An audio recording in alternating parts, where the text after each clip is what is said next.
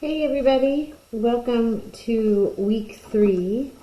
So here we are. Today you're going to have notes on the base of E. And our exit ticket is going to be these practical problems. So there'll be an extra video, and then you'll have a Google form to submit your answers. Your quiz will be the e-cart. So you can see each month that we have, or each week that we have. Today is 4/27. We started off with a graphing review way back in week 1. Hopefully you did your Desmos and you submitted your e-cart. Those are going to close at the end of this week.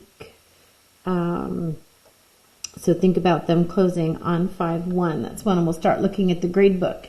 If you can't access the Desmos, or if you can't access the e-cart, make sure that you email me and touch base with me. Remember, I'm at tjglazier@fcps.edu. Week 2 was last week. On 4/20, and we talked about exponential growth and decay, and make sure you've done the math space and the e-cart.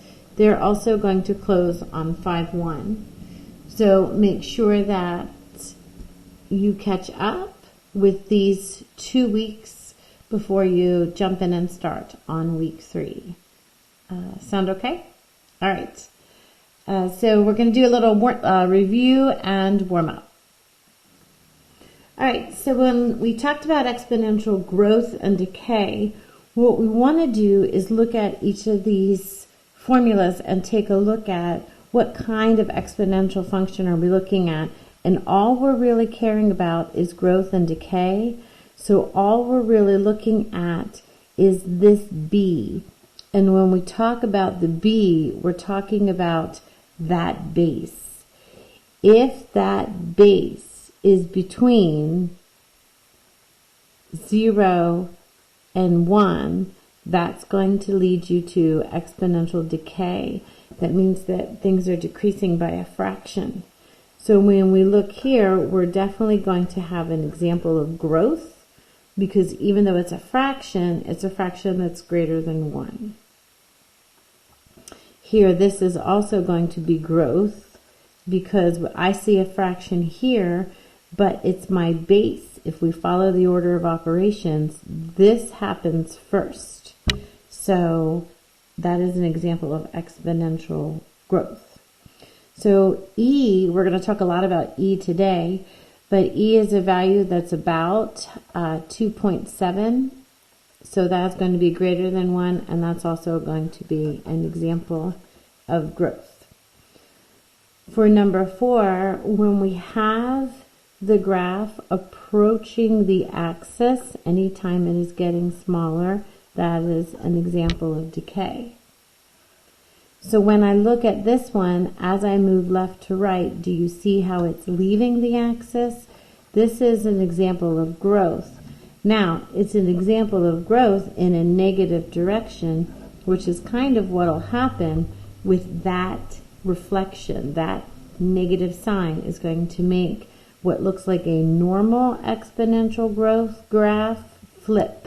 And that's what's going to make it reflect or flip over the axis. So yes, this is still growth. Here is an example of a graph that's getting closer to the axis. So that is going to be decay. And that is another example. Our normal decay graph looks like this.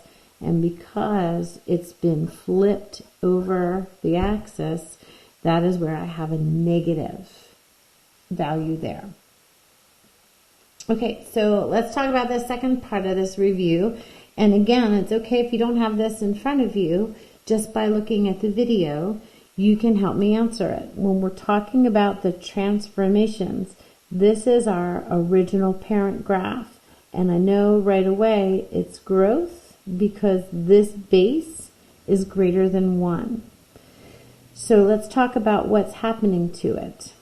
This negative sign means it's going to be a reflection This vertical shift means it's going to come down 2. And this horizontal shift, because it's positive, that means it's going to go to the left 4. So you can pick apart each element of this exponential equation. Okay, let's talk about this one. First of all, answer me, growth or decay? Say it out loud in your house by yourself. Yep, you're right, it's decay. And because this fraction fits that b being greater than 0 and less than 1, my value is going to be becoming a fraction of a fraction of a fraction of, and it's going to be decreasing and approaching that x-axis.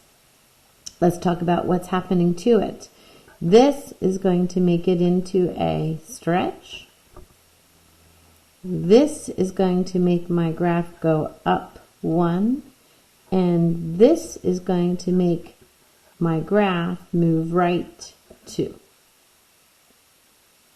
All right, so let's go ahead and grab your graphing calculators or open up Desmos. On a second screen, you can shrink me and make me a half screen and then have that Desmos open on your computer. See if you can figure out how to make that work.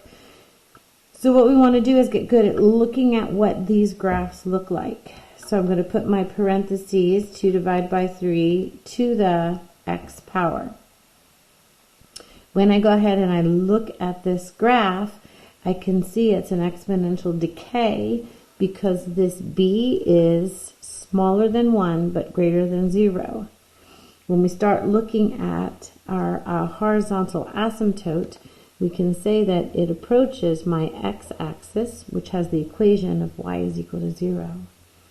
Here's the cool thing. Anything can go in to an exponential graph, but the only stuff coming out is everything from 0 up to infinity.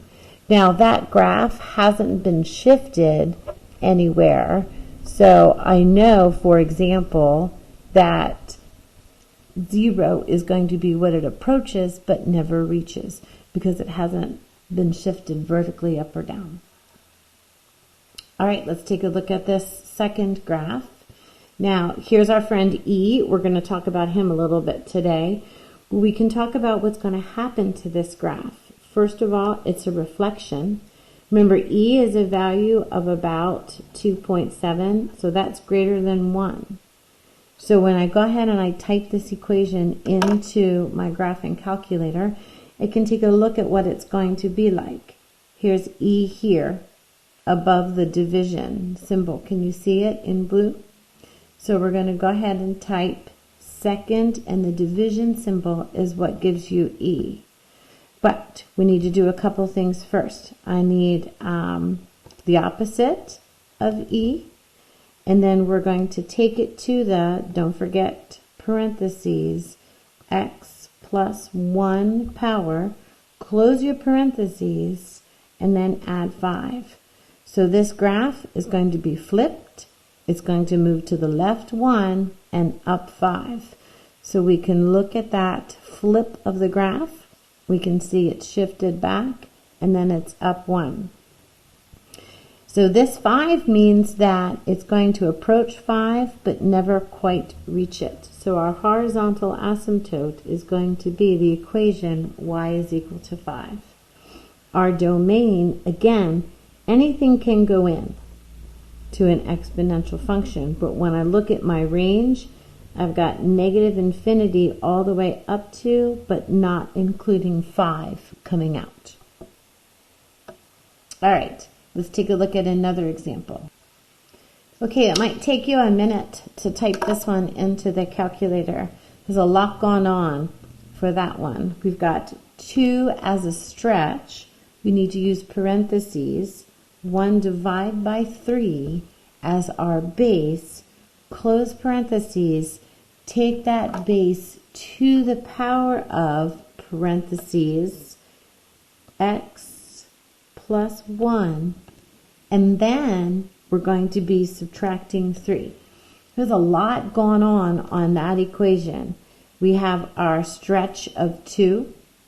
We have our decay because our base is a fraction between 0 and 1. We're going to have this graph moving to the left 1, and we're going to have it down 2. So when we take a look at the picture, I can see a graph of decay where it would approach my axis, coming down to the axis, except for now instead of approaching my x-axis, I have a vertical shift down 3. Look at how sharply this goes up. Here it's pretty steep. That's because of this stretch here. And again, it's moved to the left 1. So let's talk about a lot of different features that match this conversation. And the first feature is going to be that horizontal asymptote. So my y is equal to -5 is because, oops, I have 2 negatives there. Get rid of that one. Y is equal to -5. Oh, not 5. 3. My goodness. Let's start over. So y is equal to -3 because of this vertical shift. All right. Growth or decay, it's definitely decay. Remember, anything can go in to an exponential function, but when we're talking about what can come out, that asymptote defines where it starts or where it ends. All right. When we have our y-intercept, we can go to our table of values, and we can see that all we need for that is when 0 goes into the function, -2.33 comes out. Our increasing interval, we'll go back to the graph, and that's never going to happen because this graph is decreasing from start to stop. As x approaches -infinity, our graph is headed towards positive infinity. As x approaches positive infinity, our graph is approaching our asymptote of -3. Our transformations for this graph are going to be, there's a lot of them. Remember, we have a stretch of 2. We have a vertical shift of down 3. And remember, we've gone to the left 1. Sound okay? All right. Let's take a look at another example and talk our way through this conversation. So, if we look at this graph, let's talk about first what we see. I see a negative, so it's going to be a flip. I see a +1, so it's going to move to the left 1, and a +6, so it's going to come up 6. Let's go ahead and type this carefully into the graphing calculator. The negative is for our reflection, and then we're going to have our base of 4, so that's an exponential growth. And it's going to be to the, use your parentheses, x plus 1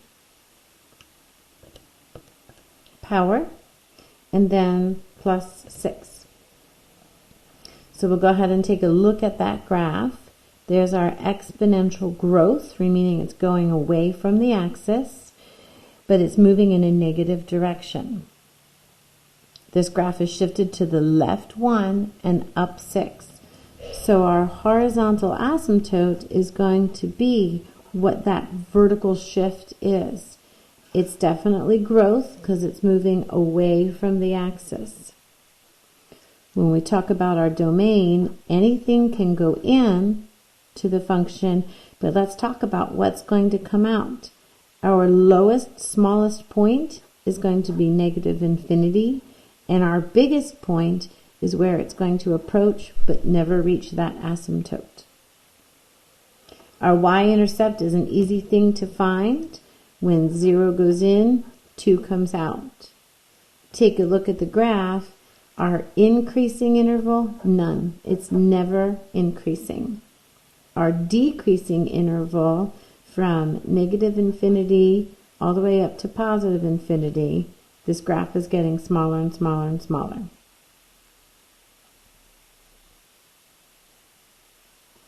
As x approaches negative infinity, f of x is equal to, our output is approaching 6.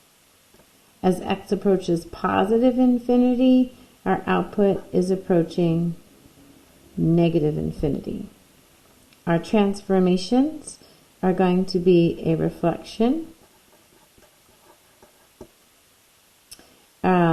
We are going to be moving to the left 1, and we're going to be moving up 6. All right, so I've got 2 more quick questions for you. What is the asymptote of the function? Do you see here where I do not have a plus or a minus k? That means that this graph doesn't change at all, and my asymptote is going to be the axis. This is a decay graph, so it's going to be coming down and approaching the graph. Has a stretch of 3 and a horizontal shift, 4 to the left because it's positive, but it's not moving up or down, so it's always going to be approaching the axis because it's decay. All right, fill in the blank. Let's take a look at this graph. We can talk about a couple things. It's a reflection, it's a stretch, vertical shift of down 1 and to the left 2. So fill in the blank. If this is my equation, then as x approaches positive infinity, what is the graph doing? All right, let's talk about it. It's a growth graph that's been flipped. So it's growing away from the axis at a super high rate, so-and-so. So as my x is getting bigger, this is approaching negative infinity. All right, how's that for a quick review and a quick warm-up? Next video is our lesson.